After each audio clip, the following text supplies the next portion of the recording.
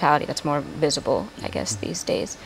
So we were kind of challenged with bringing that narrative back to our own cities and really understanding and digging up the root causes, like I said, of police brutality and some of the other things that affect the Black community.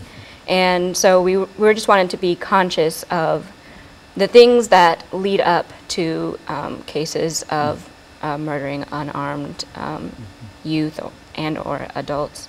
And that's not isolated to a single place like Ferguson, that there are things that happen in cities all over the world, really, that can be addressed proactively before things like that happen. And so in a real sense, I think, Pastor Walker, what we've said in reference to this movement is that this movement might have a new name, but this is not a new movement, because there has always been protests against the deprivation and the killing of African Americans and the killing of, and when you look back into the history. But I think that what they've done with this organization is to sort of highlight that, to make people know that this did not just start with the shooting of this person, but this has been going on, even though it might have been under a new name. Ida B. Wells, when she talked about lynching and et cetera, Black Lives Mattered in 1920, or before the end of the Civil War and et cetera. And so I think that that is all part of the African American culture and the response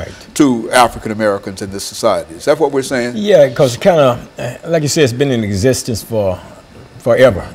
You can say, you know, you can take this thing all the way back to slavery, and proving right there that Black lives really didn't matter in terms of it as being a life. It mattered in terms of being more of a commodity or a means to an end. But you know, when of course when slavery was abolished and everything like that, then there was actually really no further use for the Black man, especially in America, because they were no longer needed to produce the financial resources and the things that were necessary to keep this country flowing in various areas. So the lives didn't really matter. So it's been going on for years, but when you got the advent of social media to begin to, you know, the internet and social media, it makes everything seem to be a little smaller, brings the world closer together, and then you're able to see something in Nashville, Tennessee. You're able to sit in Nashville, Tennessee, and to visualize something that's taking place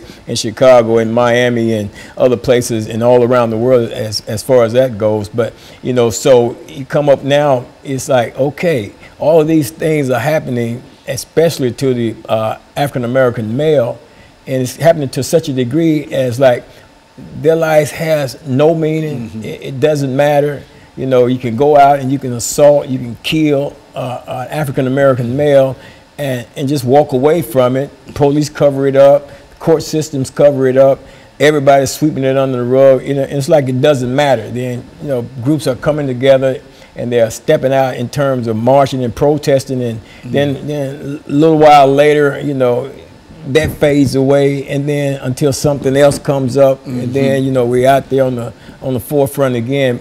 But I think when you talk about a movement, it's something that's ongoing and stuff like that, and it's continuously getting its strength because of it's continuously being fed negative situations that keeps this Black Lives Matter movement moving forward, you know, and addressing these issues. Because I mean, the African American male is really struggling out here, you know, to be significant, you know, in spite of, you know, many of the accomplishments, you know, that we've made as a people. You know, it's still yet situations that go on.